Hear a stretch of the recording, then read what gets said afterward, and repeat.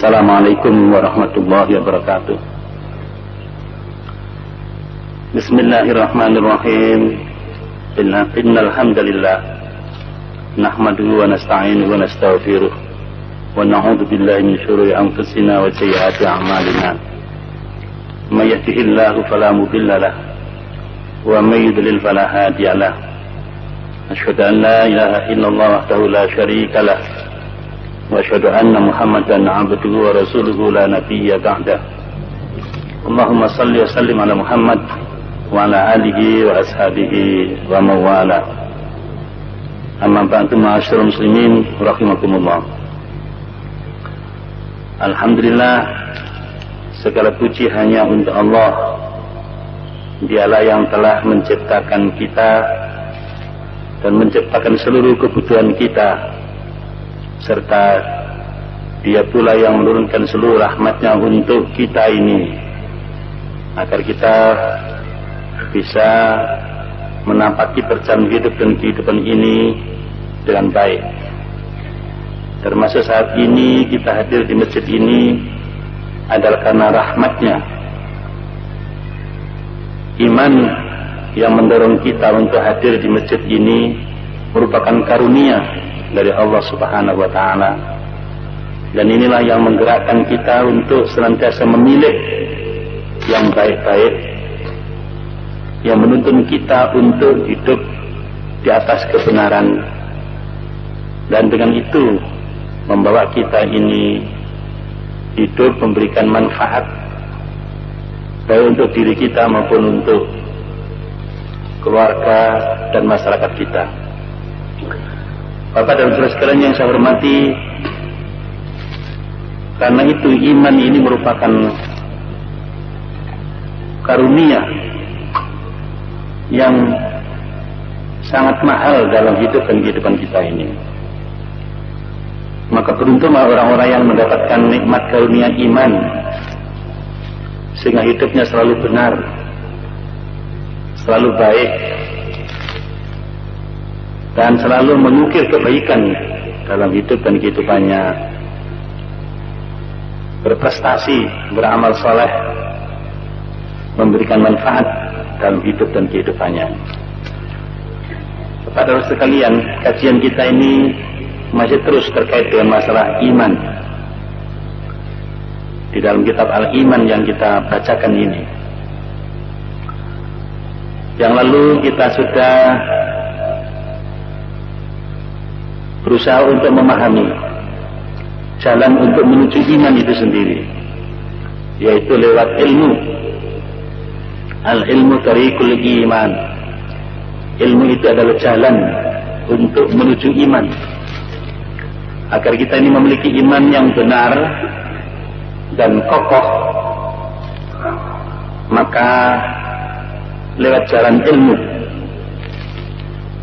Karena itu kita harus berupaya untuk menggunakan alat-alat yang diberikan oleh Allah kepada kita untuk menjadi orang yang berilmu itu, yaitu berupa pendengaran, penglihatan, dan hati nurani. Wa ja'alakumus sam'a wal absara wal af'idah qalilan ma tashkurun. Dan Dia, Allah, telah menjadikan untukmu pendengaran, penglihatan, dan hati nurani, tapi amat sedikit yang mensyukurinya. Kita yang hadir dalam majelis ta'lim ini menunjukkan bahwa kita termasuk orang-orang yang bersyukur kepada Allah Subhanahu wa Ta'ala, mensyukuri alat yang termahal di dalam diri kita yang berupa pendengaran, penglihatan, dan hati nurani itu, untuk kita syukuri, kita gunakan dengan membaca, mendengarkan, memahami, melihat ayat-ayat Allah, membaca ayat-ayat qauliyah, wahyu-wahyu Allah yang dibacakan ini, maupun ayat-ayat kauniyah, yaitu ayat-ayat yang melekat pada ciptaannya, yaitu pada alam semesta ini. Bapak dan sekalian yang saya hormati, maka perintah Allah kepada kita yang pertama, sebelum perintah-perintah dalam melaksanakan perintah-perintah Allah selanjutnya adalah perintah untuk iqra, perintah untuk membaca. Karena ilmu itu mendahului seluruh amal. Al-ilmu qabla al-amal. Ilmu itu mendahului amal. Jangan sampai kita berbuat, kita beramal tanpa ilmu. Apalagi untuk hal-hal yang pokok, yang mendasar, hal-hal yang usul, maka tidak sah tanpa ilmu. Persoalan akidah ini akan ini menjadi keyakinan kita, keimanan kita, ya, keyakinan kita, maka diperlukan ilmu. Dan untuk mendapatkan ilmu ini perlu kita kerahkan seluruh potensi, seluruh alat yang kita miliki yang merupakan karunia Allah Subhanahu wa taala itu. Bapak dan Saudara sekalian yang saya hormati, karena itu orang Islam ini adalah manusia-manusia yang senantiasa tercerahkan. Karena orang-orang Islam ini di dalam melaksanakan segala sesuatu, khususnya hal-hal yang pokok, tidak pernah taklid, mengikuti sesuatu tanpa dasar, tanpa hujjah, tanpa ilmu, sehingga perbuatan yang kita lakukan ini betul-betul kita lakukan dengan sadar, punya landasan, antorikil ilm, lewat jalan ilmu yang ada ini. Seorang Islam itu adalah orang yang rajin-rajin untuk belajar. Akan diperintahkan kita ini belajar minal mahdi ilal lahdi, mulai dari ayunan sampai ke liang lahat, wajib kita belajar. Tidak harus formal di kelas klasikal reguler, tidak harus. Dari kapan saja, di mana saja, dalam keadaan apa saja, maka kita harus kerahkan radar yang ada pada diri kita ini, pendengaran, penglihatan, dan hati nurani kita itu membaca ayat-ayat Allah, ya, yang bertebaran dalam hidup dan kehidupan ini, agar kita menjadi manusia-manusia yang cerdas secara intelektual, secara ilmiah, dan selanjutnya cerdas secara spiritual. Bapak dan Saudara sekalian,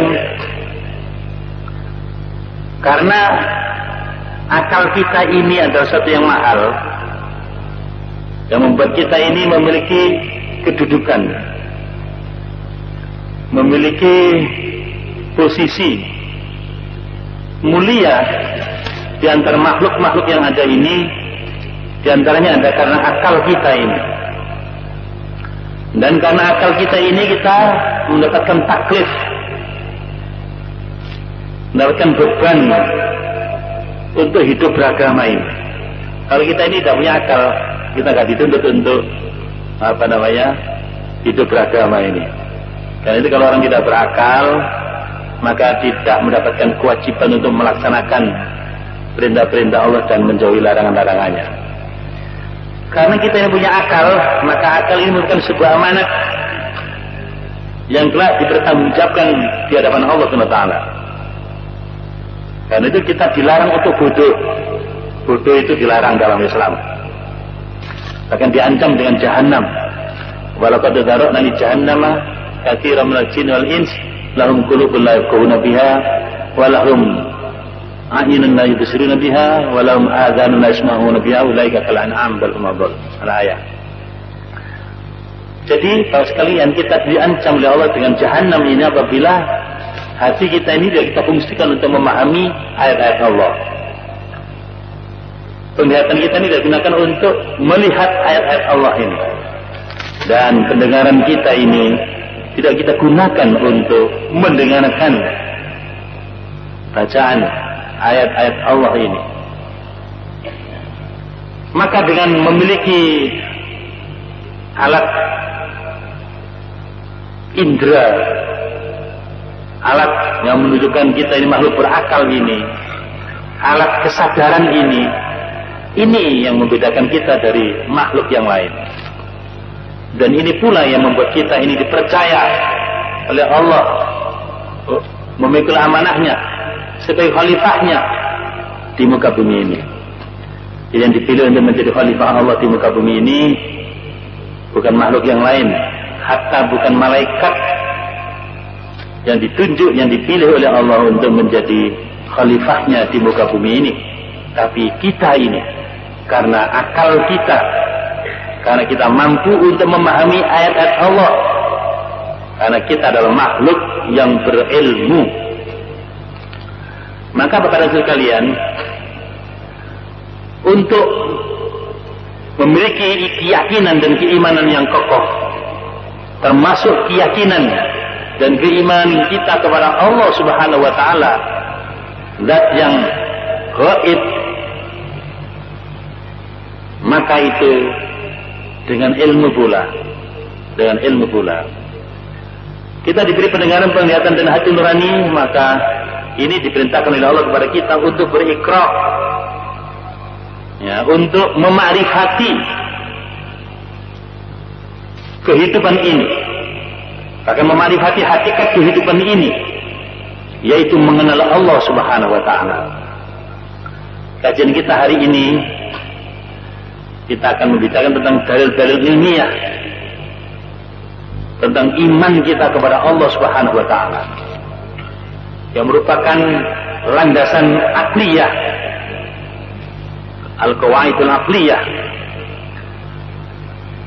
Kaidah yang pertama adalah al-'adamu la yakhluqu syai'an,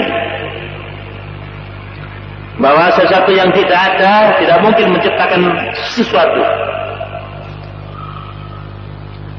Al-'adamu alladhi la wujudahu la yastati'u an yasna'a syai'an li'annahu ghairu mawjudin. Sesuatu yang tidak ada, yang tidak memiliki wujud, tidak mungkin bisa menciptakan sesuatu, karena memang dia tidak ada. Ya, jadi Allah itu pasti ada, gitu ya.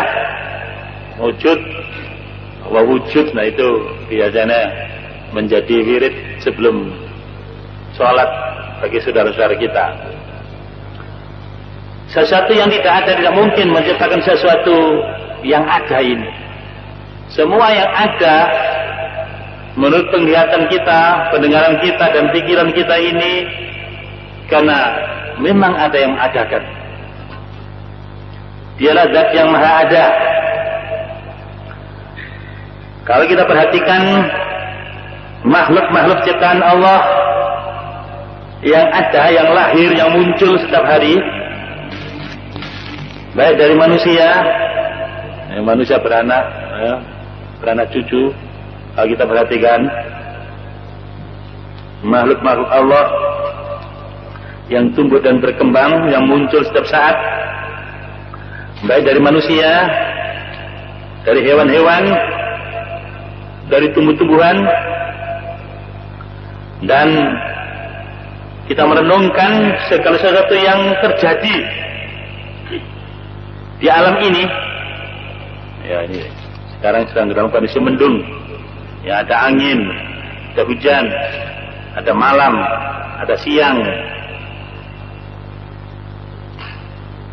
dan semua yang bergerak setiap saat. Bumi bergerak, matahari bergerak, bulan bergerak, bintang-bintang bergerak. Ya, kalau kita perhatikan dengan seksama, semua ini akan perubahan-perubahan yang pasti itu yang terjadi di alam semesta ini setiap saat. Maka akal kita memastikan bahwa semua ini tidak mungkin terjadi dari sesuatu yang tidak ada. Semua itu terjadi dari sesuatu yang ada, dan dialah yang maha ada.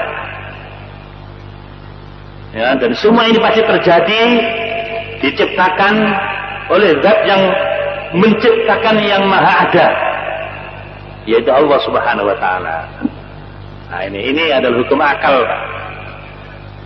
Ya, kalau kita ini berbicara dengan orang-orang kafir yang belum mengimani Al-Quran, As-Sunnah, tidak mungkin kita mengatakan Allah berfirman, Rasulullah bersabda. Belum sampai ke sana.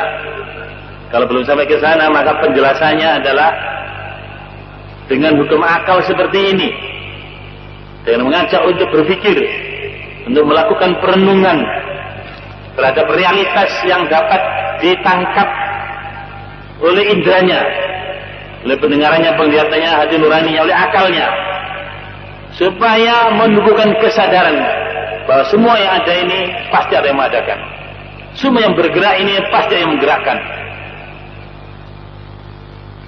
semua yang hidup ini pasti ada yang apa?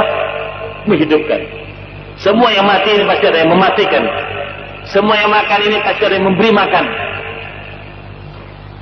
semua yang tidur itu ada yang menidurkan, membuat tidur, dan semua yang melek itu pasti ada yang membuat apa? Melek. Jadi itu semua tidak terjadi dengan sendirinya, tetapi ada yang melakukan, yang merupakan sumber gerak, sumber cipta, sumber hidup, dan sumber segala yang ada. Allah berfirman, am khuliqu min ghairi syai'in am humul khaliqun am khalaqus samawati wal arda bal la yuqinun. At-Tur ayat 35-36. Allah berfirman, ataukah mereka diciptakan dari sesuatu yang tidak ada, atau mereka menciptakan diri mereka sendiri, ataukah mereka menciptakan langit yang ada itu dan bumi ini? Bahkan mereka tidak meyakininya, tidak mengimaninya. Bapak dan saudara kalian yang saya hormati, ini merupakan ayat dari Allah Subhanahu wa taala, ayat qauliyah yang mestinya menggelitik kepada kita semuanya untuk berpikir, untuk merenungkan akan kejadian yang ada ini, akan keberadaan makhluk yang ada ini, bahwa di balik itu semua ada yang menciptakan, yang mengadakan, bukan ada dengan sendirinya atau ada tanpa ada yang mengadakan. Kalau kita berbicara dengan menggunakan akal kita ini, Bapak dan Saudara sekalian, dengan ayat tersebut, maka ada 3 kemungkinan, 3 asumsi yang mungkin dapat diterima oleh akal ini secara logis. Yang pertama, diciptakan dari ketiadaan, ya, nggak ada kok menciptakan, ini nggak mungkin itu ya, nggak ada, itu lawan daripada kewujudan. Sesuatu yang tidak ada, yang tidak wujud, nggak mungkin lah menciptakan sesuatu yang ada itu. Ya, jadi kalau kita ini berpikir, oh ini tercipta dari ketiadaan, nah, tidak mungkin itu. Nah, tidak mungkin ini. Yang kedua, mereka adalah pencipta-pencipta seperti ayat tersebut. Ini berarti memadukan 2 hal yang saling berlawanan, bertentangan. Berarti membuat sesuatu yang wujud itu sama dengan sesuatu yang tidak wujud. Tidak mungkin ini. Sebab ketiadaan itu adalah kontra, lawan daripada apa? Kewujudan yang ada ini. Maka mesti kita masuk yang ketiga, ada pencipta, nah, yaitu Allah Subhanahu wa taala. Itulah merupakan sebuah asumsi yang harus ditetapkan. Bapak dan sekalian, sebenarnya secara fitrah, sesuatu yang melekat di dalam diri manusia itu sendiri, sudah terjadi pengakuan adanya pencipta itu sendiri. Walaupun dia katakan seorang ateis yang tidak meyakini adanya Tuhan, tapi tidak bisa membohongi apa yang ada di dalam dirinya, apa yang melekat, yang inherent di dalam dirinya ini, bahwa ada pencipta itu. Kan orang-orang RRC umpamanya Cina, orang-orang Rusia yang ateis, atau orang mana lagi katakan begitu, pastilah hati nuraninya tidak bisa membohongi ada yang pencipta hidup dan kehidupan ini. Ada yang pencipta hidup dan kehidupan ini. Sebab ini merupakan fitrah, merupakan sesuatu yang bersifat asasi, yang melekat di dalam diri manusia. Sebelum ruh dimasukkan ke dalam jasadnya, mereka sudah ditanya oleh Allah Subhanahu wa taala, alastu birabbikum? Qalu bala syahidna. mereka semua para ruh itu yang mau diciptakan ke dalam unsur tanahnya sehingga menjadi manusia itu sudah mengakui, sudah menyatakan, sudah bersyahadat bahwa Allah adalah Tuhannya. Maka ketika di dunia ini diuji oleh Allah Subhanahu wa taala, ketika ruh yang bersih tadi itu masuk ke dalam unsur tanah, dalam jasad manusia, menjadi manusia, maka di sini ada tarikan-tarikan. Ada tarikan-tarikan. Kayak gravitasi bumi ini, daya tarik bumi ini atau dunia ini sangat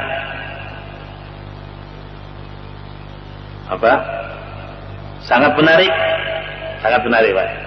Ya, bumi ini kayak gravitasi bumi ini sangat menarik sehingga sering kali menutupi fitrah manusia itu sendiri untuk tetap memberikan pengakuan yang akan keberadaan Allah dan menjadikan hidupnya ini dalam pengabdiannya hanya kepada Allah Subhanahu wa taala.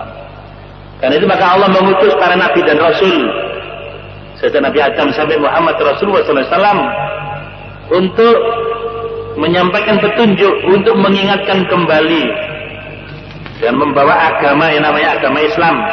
Dan ini adalah agama fitrah, artinya agama yang sesuai dengan penciptaan manusia itu sendiri.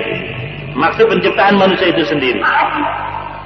Bapak dan saudara yang saya hormati, maka beruntunglah kita yang mendapatkan peringatan, bimbingan, mendapatkan cahaya dari agama fitrah Islam itu sendiri, sehingga terjaga kefitrahan kita ini, kebersihan dan kesucian ruh kita ini terjaga, dan kita bisa menapaki perjalanan hidup ini di jalan yang benar.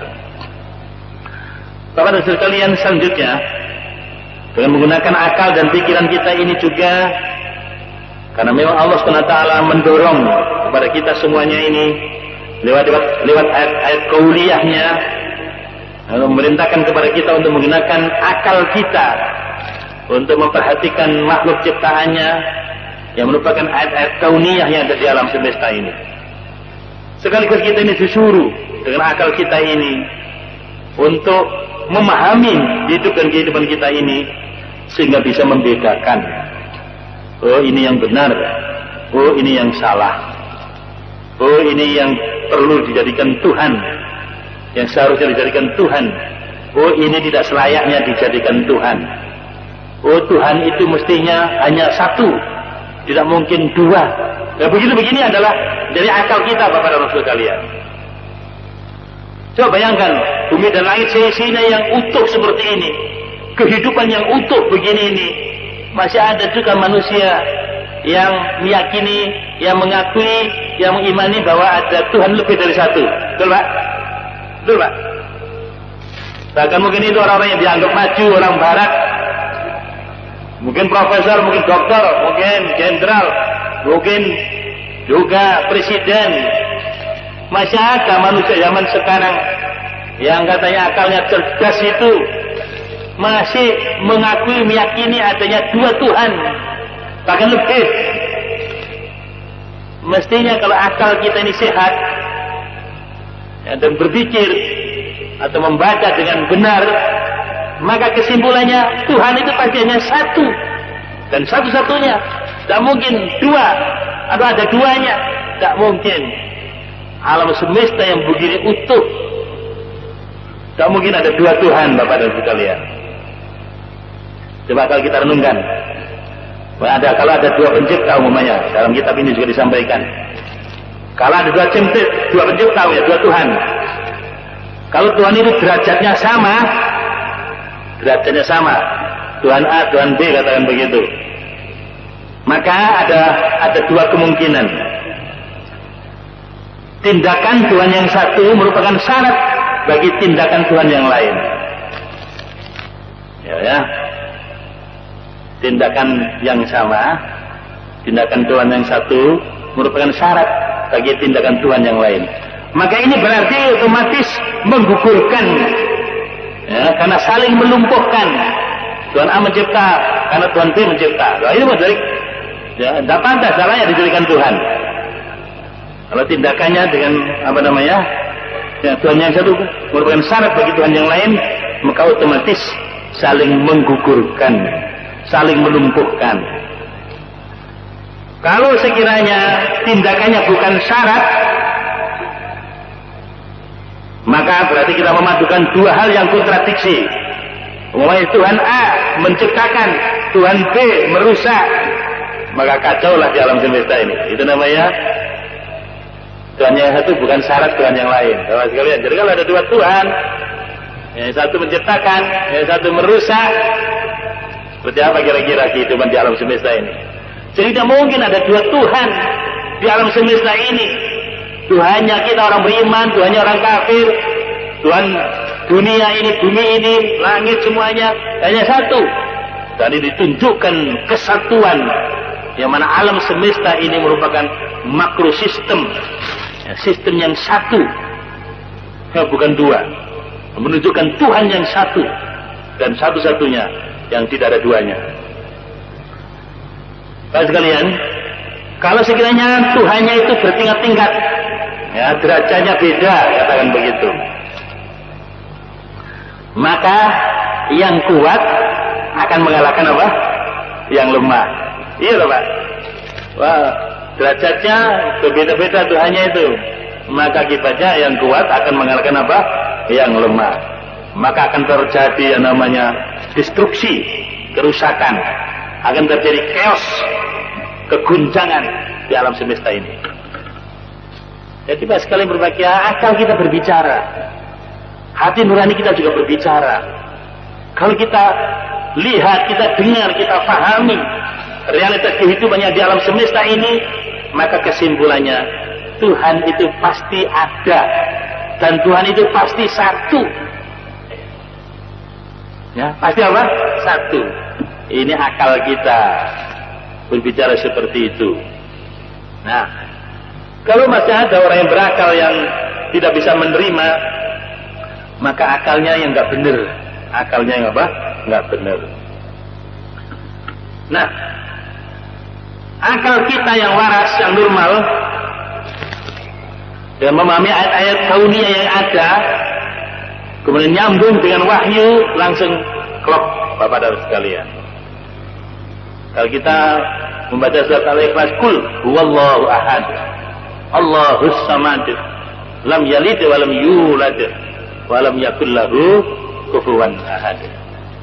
Katakanlah, huwa dia, Tuhan itu, Allah adalah Allah, ahad, zat yang maha tunggal, satu-satunya. Allahus samad, Allah adalah tempat bergantung. Semua itu hanya bergantung kepada Allah. Karena semua yang ada di alam semesta ini merupakan karya Allah, bukan karyanya presiden, bukan nenek moyang kita, bukan. Alam semesta ini termasuk kita ini adalah karya Allah, bukan karya orang tua kita. Orang tuanya sekedar sponsor saja. Bapak dan saudara yang berbahagia, Allah adalah tempat bergantung. Lam yalid, tidak melahirkan, walam yulad, dan tidak dilahirkan. Allah SWT itu tidak dibatasi oleh proses, tidak dibatasi oleh ruang dan waktu. Jadi Allah menguasai ruang dan waktu ini. Kalau kita manusia yang terbatas, makhluk yang terbatas ini, ya, berdimensi ruang dan waktu. Ya, lahir, kecil-kecil, besar, nah, lama-lama tua, mati, akhir. Jadi makhluk yang fana, bukan yang kekal. Kita ini dibatasi oleh ruang dan waktu.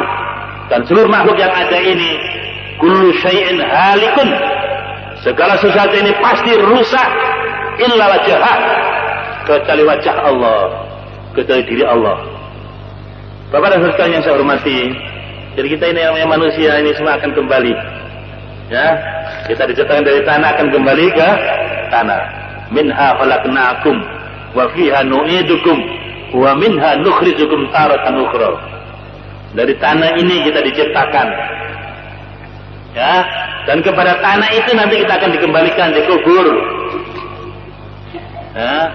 Wa minha nu'idukum taratan ukhra, dan dari tanah itu pula pada kali yang lain, hari kebangkitan nanti kita dibangkitkan kembali. Kepada sekalian, kita dari makhluk diciptakan. Kita adalah karya Tuhan, karya Allah, bukan karya yang lain. Karena itu kalau manusia tidak meyakini akan keberadaan pencipta kita, itu merupakan sebuah kebohongan dan kedustaan, mengingkari hakikat diri kita sendiri sebagai makhluk. Kalau kita bisa ngomong makhluk, maka pasti ada al-khaliq. Betul Pak? Oh makhluk, bagaimana kita ngomong makhluk kalau tidak ada khaliq? Nah, dari ucapannya saja dia sudah mengingkari.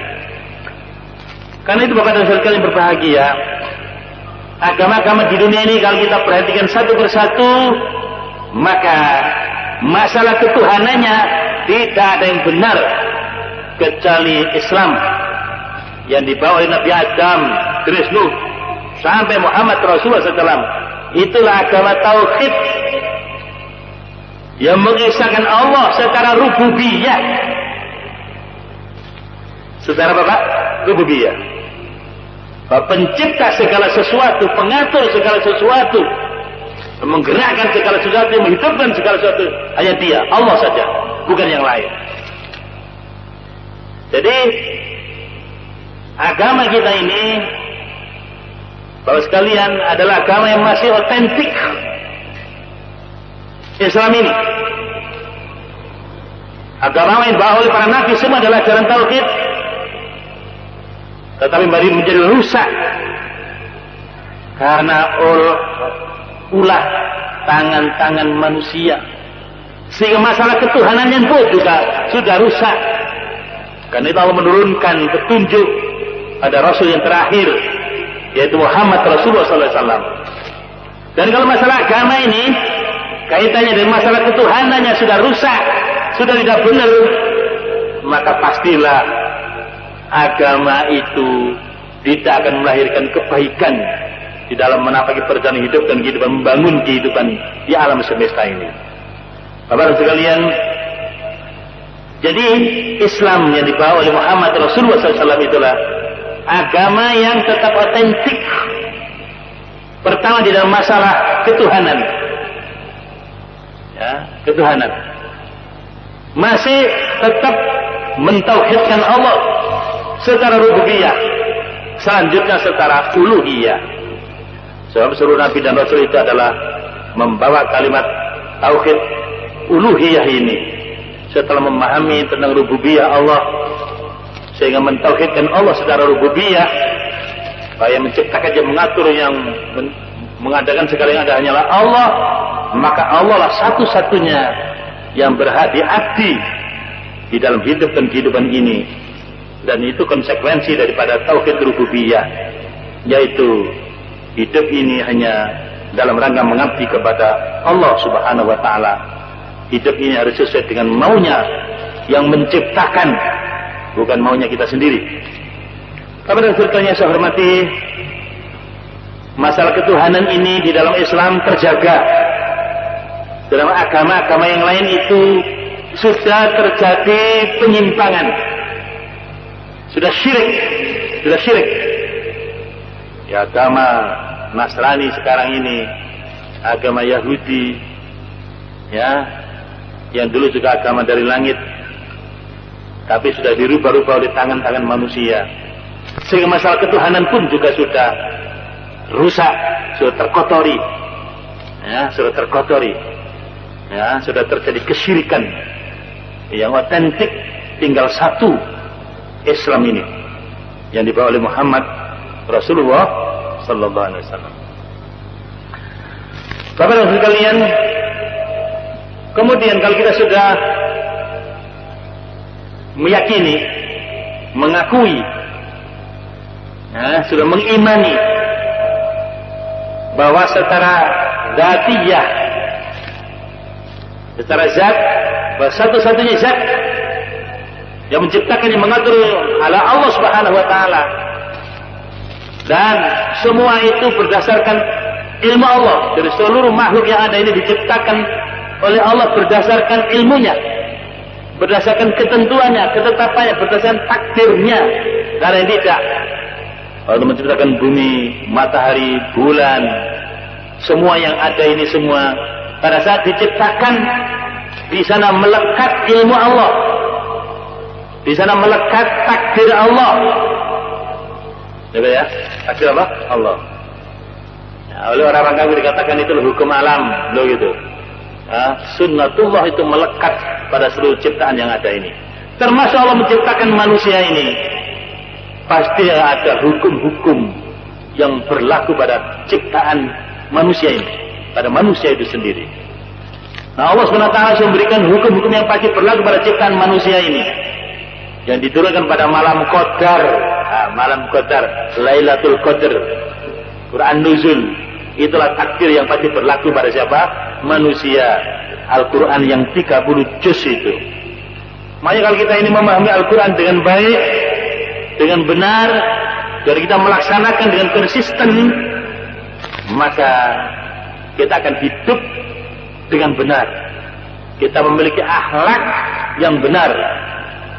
Akhlak itu kata dari kata lam-kof, kholako. Kita sebagai makhluk, kalau hidup sesuai dengan kehendak yang menciptakan, maka berarti kita berakhlak dengan akhlak yang benar. Akhlak yang benar itu berarti Al-Quran itu.